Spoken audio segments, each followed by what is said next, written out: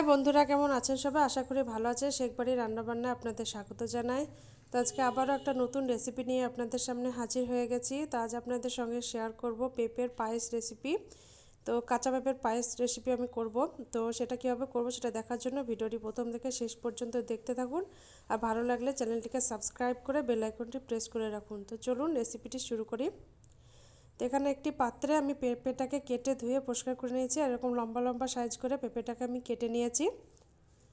তো এখন একটি গ্রেটারের সাহায্যে পেঁপেটাকে আমি গ্রেট করে নেব।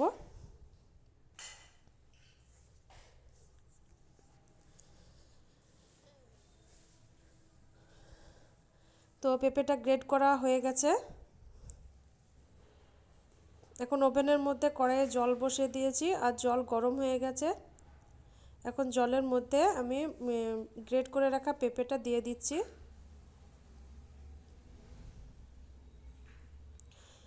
তো 1.5 থেকে 2 মিনিট আমি ভালো মতন জাল করে নেব। বেশি জাল করার দরকার নাই, 1.5 থেকে 2 মিনিট মতন জাল করে নিলে যথেষ্ট। তো ভালো মতন জাল করে নিয়েছি। এখন এই ঝুড়িতে আমি পেঁপের জলটাকে ছেঁকে নিলাম। এখন ওভেনের মধ্যে দুধ বসিয়ে দিয়েছি। এখানে 1 লিটার দুধ নিয়ে নিয়েছি আমি। আর দুধের মধ্যে 2টো তেজপাতা আর 2টো এলাচ ফাটিয়ে দিয়ে দিলাম। এখন ভালো মতন দুধটাকে জাল করে নিতে হবে।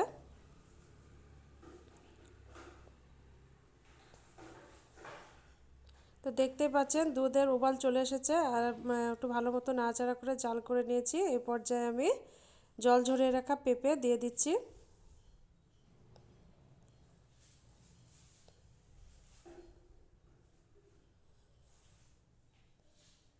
তো পেঁপেটাকে দেওয়ার পরও অনবরত নাড়াচাড়া করে নিতে হবে।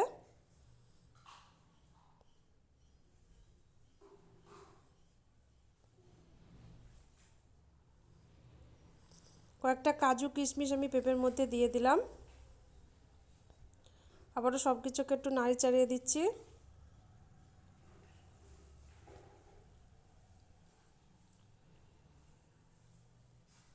তো অনেকটাই কিন্তু গাঢ় হয়ে গেছে। এই পর্যায়ে আমি দিয়ে দিচ্ছি চিনি। তো চিনিটা আপনারা আপনাদের স্বাদ মতন দেবেন। আমি এখানে 2 থেকে 3 চামচ চিনি ইউজ করেছি।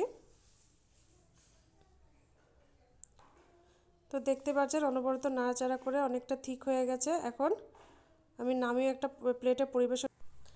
তো কীভাবে তৈরি করলাম সেটা আপনারা দেখতেই পাচ্ছেন।